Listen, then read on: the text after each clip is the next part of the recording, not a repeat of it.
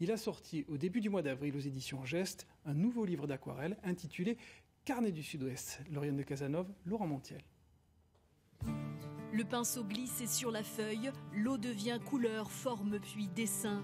Entre Béarn, Pays Basque et Landes, Marc Large promène son inspiration.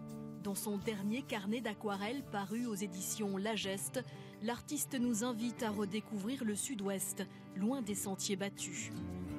Tous les paysages du livre, ce sont des endroits avant tout secrets ou légèrement sacrés même. Il y a des endroits où il y a eu des cultes païens, essentiellement chez les Basques, quoi. Ça m'intriguait, ça m'intéressait énormément. Je voulais qu'il y ait cette dimension-là. Et le sauvage, c'est-à-dire le moins de traces humaines possibles, sauf si elles étaient très anciennes. Fils et petit-fils de dessinateurs, Marc Large a toujours vécu entouré d'images. Si la caricature de presse est une grande partie de son travail aujourd'hui, c'est dans l'aquarelle que cet amoureux des Landes et de la Gascogne se réfugie. Tous les jours, on est plongé dans l'actualité qui est assez dure, qui est même violente là, depuis quelques années.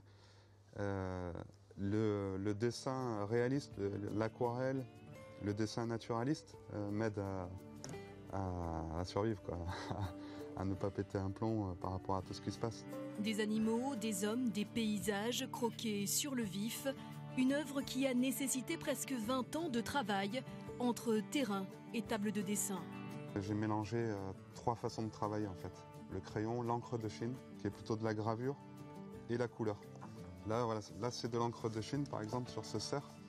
Et on voit, voilà, il y a une part de hasard. Pourquoi à un moment donné je veux qu'il y ait de la couleur et à un autre moment je veux pas. Je le ressens au moment où je réalise le dessin.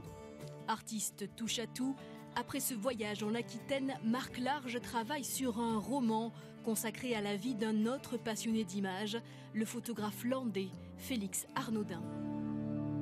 C'est la fin de cette édition. Très bon après-midi sur France 3.